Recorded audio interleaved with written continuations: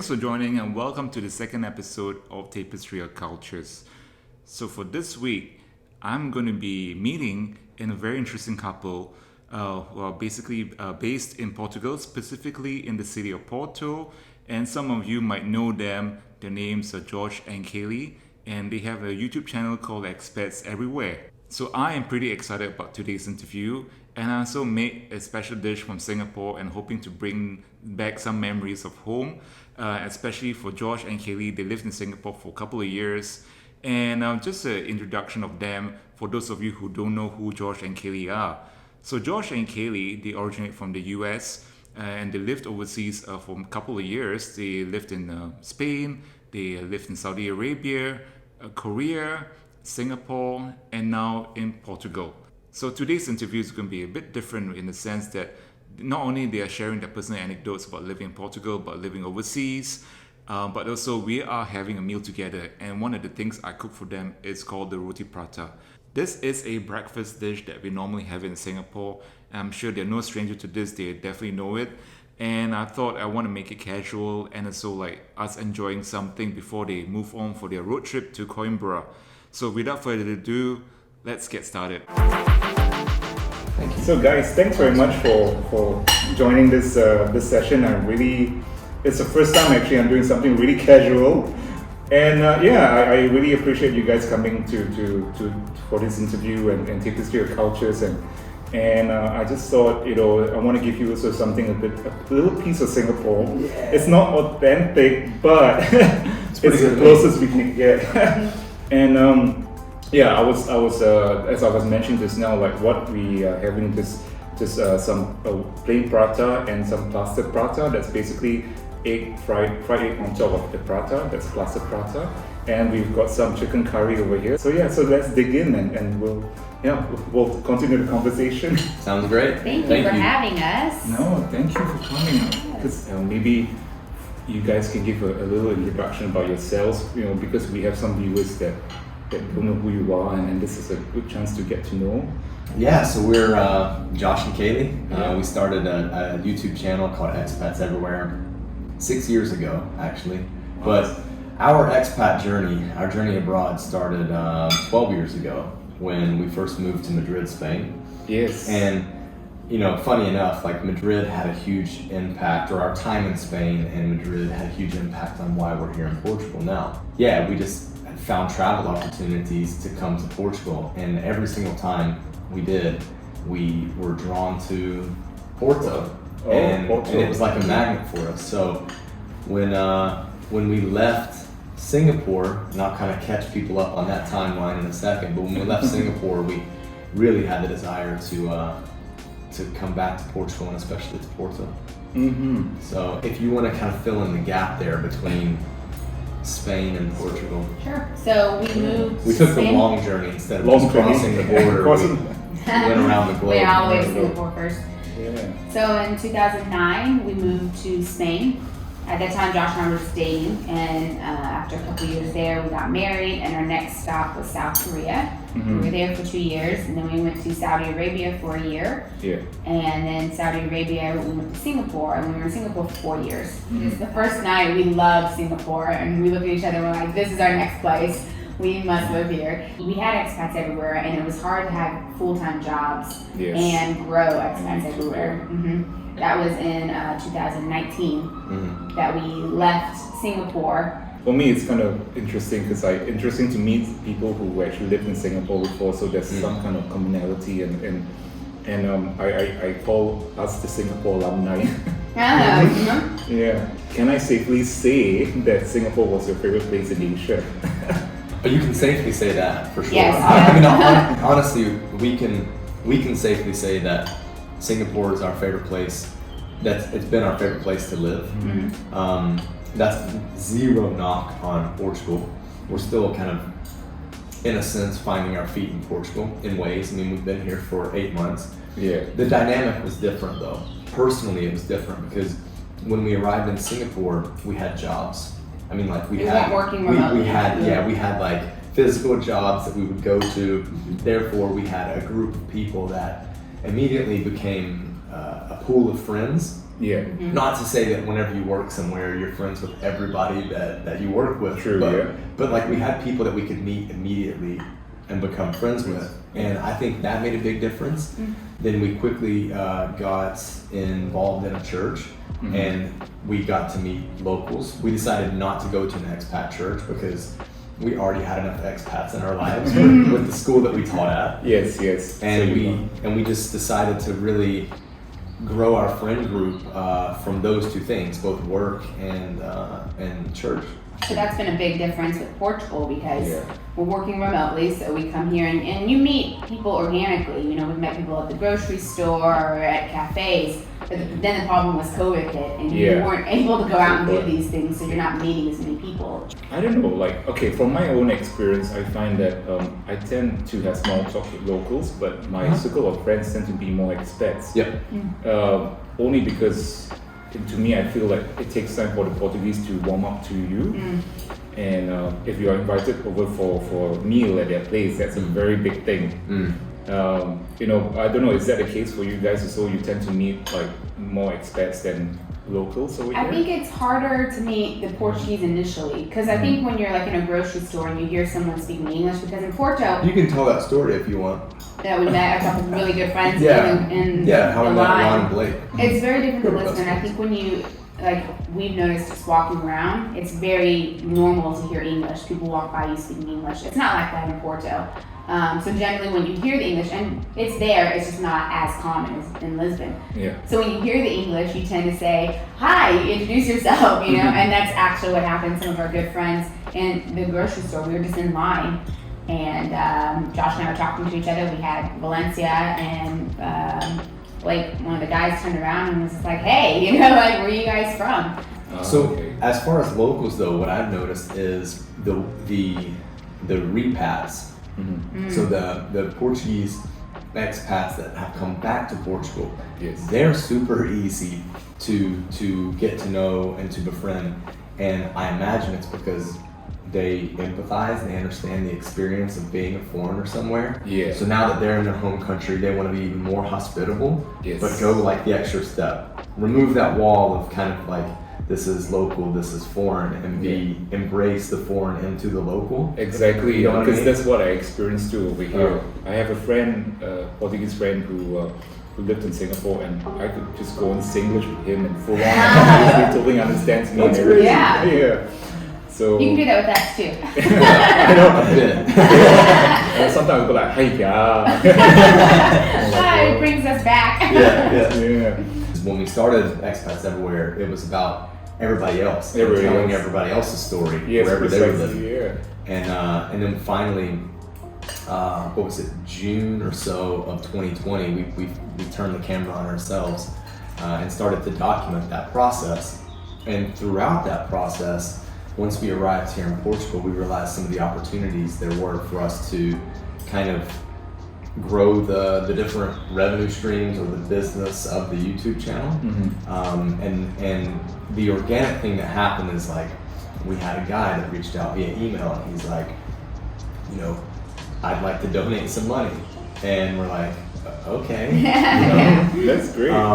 And he said, have you guys ever heard of Patreon? And we're like, what's that? And Oh, wow, okay. so we looked into Patreon and saw what Patreon was about.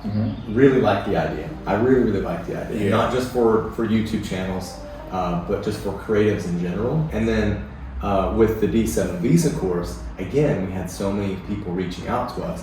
Why don't you guys do a course? Why don't you guys do a course? And we're like, and we put the course out there, and for us, like, we always want to give back to the local place we're in. So we said, okay, if we're going to sell this thing, let's kind of make it worth our time to keep it updated and launch it in general. But make it affordable because we've seen Make it so affordable. We've many seen some other price crazy gouging prices things and for the courses and D7. stuff. Just what we do with the course too is we give $10 to a local pet shelter in Porto.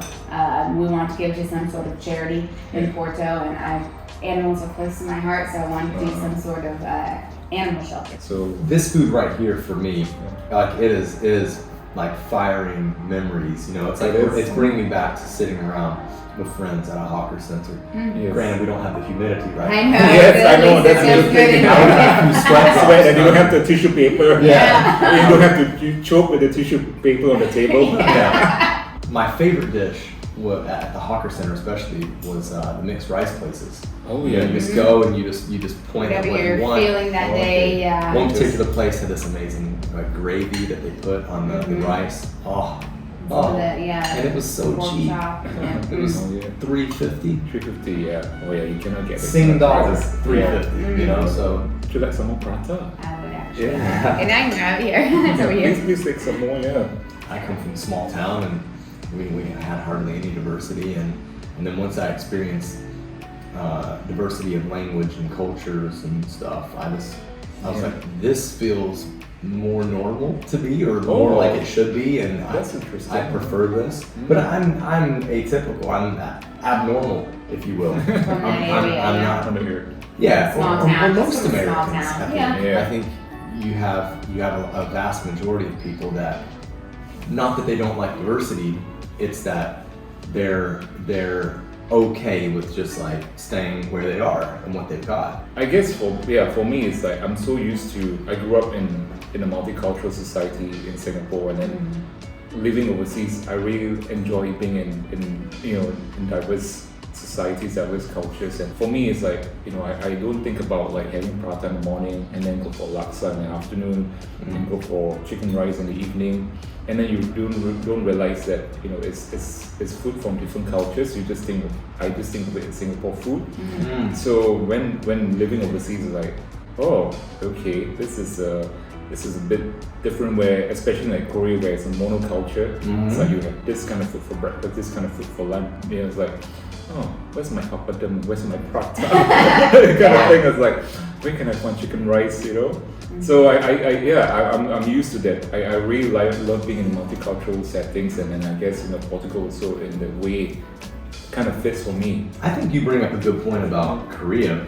I think that's pretty spot on with our experience, because, and I'm just having a realization now, maybe that's why we kind of burnt out after 2 years in Korea, because there wasn't any diversity, being American specifically. You're thrust into this monoculture society, and that's just what you encounter every day.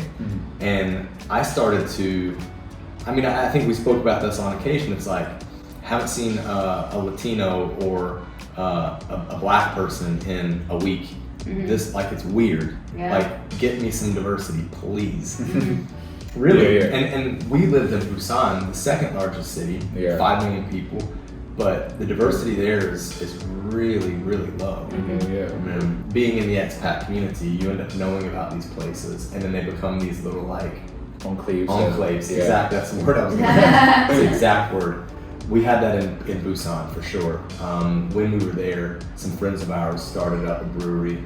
Some soccer teammates of mine actually started up a brewery, which was kind of revolutionary for Yeah, because like Korea's craft beer. beer is brutal. Yeah. Cass and Height is Yes. some of the worst beers on the planet. I will Okay. gladly go on camera and say that. Some of the worst beer known to man. Let's do some craft beers. They did some home brewing for a while, and they got it good, and then they just went like levels and levels up, and it became this enclave for expats. And you find that there's this thing that's different than Korean in Korea, and then the foreigners flock to it. And then slowly, because it's so foreign to the Koreans, slowly, a foreigner friend will say, "Let's go here," and it introduces it to the Korean, and then the Koreans will start introducing it to each other. But they wouldn't necessarily do it on their own because it's something that's so foreign. Korean food's awesome though. I mean, Yeah, I I'd do say like Korean the food, vast yeah. majority of foreigners that are in Korea that we've spoken to love the food. We did. Oh, I mean, yeah. we would have certain nights where we would go out with friends for specific dishes. Oh, okay. I do Yeah. miss that too. Like the Korean barbecue is Oh, so yes. good, and it's inexpensive. That's another thing. When you are outside Korea and you find Korean barbecue and you're like, "Oh, I want this," Yeah. but then it's so expensive, and you're like, "It shouldn't be this Shouldn't be much." expensive, Yeah. You're paying like $20, $25 a person, whereas if you're in Korea, maybe Your- 10, and that's yeah, including 10, like exactly. your soju Your and everything drinks, going, your yeah. drinks going on with it. Yeah. So, but you know, when we were in, kind of bring it almost full circle, we loved our time in Asia, but when we visited like Macau or Malacca, right, Malacca, and we Yeah, saw yeah. like the Portuguese influence. Yeah. With European, you know, especially in Macau, like the Portuguese influence of Yeah, the it's pretty architecture, strong, yeah. we were just like, we miss Portugal, we Yeah. miss that European lifestyle, and Yeah. that's you know, like we at that point kind of knew by our time in Asia, because we've been here for a while, Yeah. it was limited. We'd like to get back to the European lifestyle, Yeah. because I love the cafe culture, you know, Portugal or just really the Mediterranean. Yeah. So it was like we were there for a little bit, but we could tell that we were going to be making it back to probably Portugal, you know, back to Europe at some point.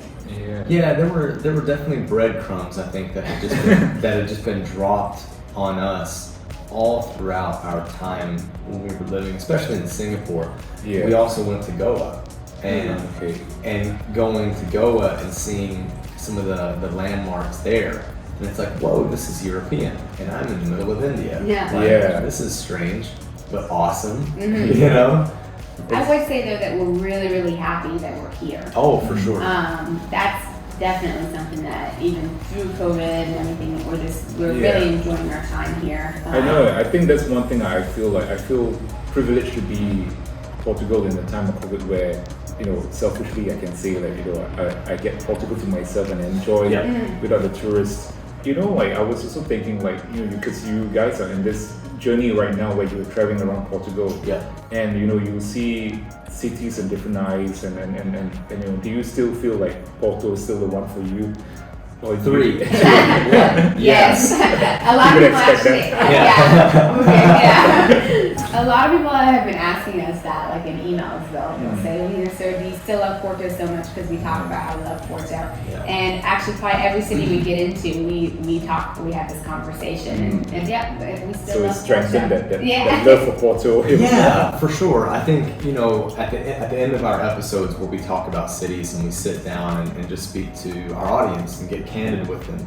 Because the first part, we try to get facts. Yeah. You know, we do our research and we take a look at the city before we turn the camera on, really, and kind of get an idea about it. But the second half, we just want to give our impressions. So those people that are still watching and want to know what our opinion of the place is, and people that have been following our journey can hear us kind of speak a bit more candidly. And we ask the question, would you expat that? Yeah. And there've been maybe half the places we've been where we could live there for sure. But if we're asked to rank the cities, it's like It's Porto hard, for yeah. us Yeah. is at the top. When we first made a video about like house hunting, Yeah. that was born out of us actually going around with the realtor, taking a look at properties, and we were like, why don't we just start Showing shooting other this? people Yeah. properties. So yeah, for us, we're considering liquidating some assets in the U.S., some properties there, and just moving that capital here, and being able to live in the house that you know we've bought essentially. It's not easy having a pet and Yes. renting a place, especially renting places with a shorter Restrictions, contract. yeah. There are restrictions to it. So we thought, you know what? Wouldn't it just be easier to buy a place, Yeah. and now we're building equity into something? Well, to me personally, Porto feels more like the Melbourne of Portugal. Here, Lisbon feels more like Sydney in a way. Sure. Because the weather is warmer over here, Porto feels a bit cooler. I think that's a good So, yeah. analysis of it, don't you? Yeah. From a weather standpoint, Yeah, even comparison, from a yeah. vibe though. I mean, Melbourne is meant to be more Melbourne- a little trendier and Y- stuff. yeah, Sydney- yeah, but Melbourne's Sydney's way but trendier. Sydney's like big city. Yeah, okay. Melbourne, like I think when you say like Sydney and Melbourne, Sydney in my mind, because we've been to both, is like Yeah. a big city, like Yes. Lisbon would be. Yeah. Can have anything. Melbourne is a little smaller, a little trendier. Yes. Don't you think that would be a good comparison for Lisbon and Porto? Aside from weather, Lisbon is big city, you can have anything. I think the Porto weather's a great is- comparison. Porto in terms of is a the little difference. like trendier, smaller. Yes. I don't think Porto's trendy at all You don't think there are pockets of trendiness? compared to Lisbon. I would say Lisbon is way more hipster than Porto. I think Porto could do with a little more hipster stuff. I mean, not that we're hipsters, but I think Yeah. I think the neighborhood that's hipster is Bon Fim? Or Sede Feita. Sede Feita, yeah. Bon Fim's it's coming up. yeah. Bon Fim's coming up for sure. I think once you get a couple like anchor cafes, restaurants that move in there that aren't traditional cafes and restaurants, I don't want to go down the rabbit hole of gentrification, Yes. but I think that's where we'll start to see maybe a transformation in the city, and people start to wake up and realize like, oh, this stuff's actually kind of cool. Like locals to be like, this stuff's actually kind of cool. Yeah. I'm not saying that Porto is the same as Melbourne because No, but that's yeah, it's starting. You can feel like it's going towards a direction in a way. that's what I think. I Yeah. think people need to debate this in the comment section. I think the weather assessment's spot on. I think maybe even the size. Like I did feel like Melbourne feels smaller for sure. It feels active and there's great energy about that city. There is, yeah, definitely. But there's something about Sydney that it's just this like it's a ball of energy. It's dynamic. It's mature. It is. I think Sydney Harbour really makes a difference. Now, you guys being YouTubers and influencers in your own right, and do you when you go in the streets, do you get like people spotting you as like, hey, George and Kaylee, kind of thing, can we get this Wi-Fi with you guys and stuff like that? Like Nobody asked for a Wi-Fi. Yeah, because I thought like it would be like you'd always be stopped by people, and then it wouldn't especially expats who live here, and it's like expats everywhere spotting kind of thing. Yeah, even in Porto. Yeah, It was starting to happen a lot more actually in Porto right before we left. Just funny things. No one really wanted to take pictures with us, but people recognizing us and say hello and and even Portuguese. It wasn't just expats too. Okay. I mean, there was a time I was walking Sia and I was stopped at a crosswalk with a light, and there was some traffic, and a guy pulled up, rolled the window down, and he's like, "I watch you on YouTube." A Portuguese guy. Yes. I was like, "Hi." We've had funny stuff where people have just come up, to the table. You kind of feel someone standing there, and you look. I had one, and she was just kind of standing there, not wanting to interrupt because I was talking with another friend. Josh was over grabbing our drinks, and she's just like, I'm a big fan, That's nice. But a lot of people too will see us and they'll be like, don't want to interrupt you, but hi, To wrap it off, what are your, what you guys plan to do in the next few years in Portugal? I mean, I'm sure you are seeing yourself being here long term, and you're considering getting a place. But do you see yourself doing more than just Expats Everywhere channel, or what do you plan to do? Do you want to answer? Well, I would say Expats Everywhere started off Expats Everywhere because we wanted to give people information from all over the place. Yes. And it couldn't just be from us because we haven't lived everywhere. We've traveled a lot, but we wanted to be like what it would be like living in different places. So that's why we would interview and ask people about their experiences from all over the world. And then it was recommended to us that, we need to be on the channel. So that's when we started vlogging a lot more about Portugal, and there's a lot of interest in Portugal, and we love it, but we want to continue to make sure that we're still expats everywhere. Yeah. So we're gonna have an episode for Kenya coming out, and then we've got some other things in the works where we're gonna interview people outside of Portugal to start to broaden things again. We'll still do our Portugal content for sure. Yeah, definitely. But we're not really sure. We would love to get back out and interview people in person because all we've really done over the past couple of years has been interviewing people via Skype. Yes. And I think that works, yeah.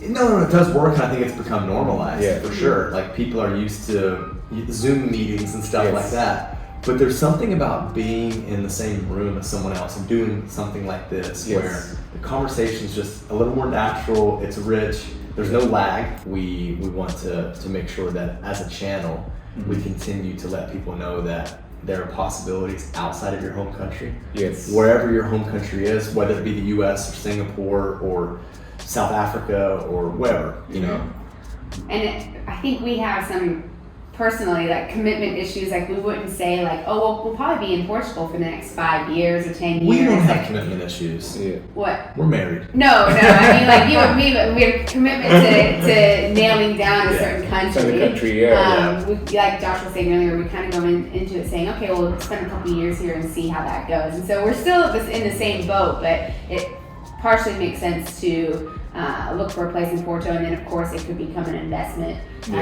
if we decide to leave Portugal. But on the other hand, now also we have a kid, so at some point we have to think a bit more long term for schooling and everything. I guess for the moment, we just have to make the most out of it and Yeah, enjoy man. while we're here. Enjoy every day. Yeah. Yeah, That's every it. day. Yeah. So guys, thanks very much for your time for the interview, and I really hope I really enjoyed today's session, and I really hope you guys enjoyed today's food too. Oh, Love Bring you a definitely. little piece of home. Yeah. So guys, thanks very much for watching this week's episode. Don't forget to hit like, subscribe, and the bell. And also don't forget to subscribe to Experts Everywhere channel. And I'll see you guys again soon. Take care. Ciao, ciao.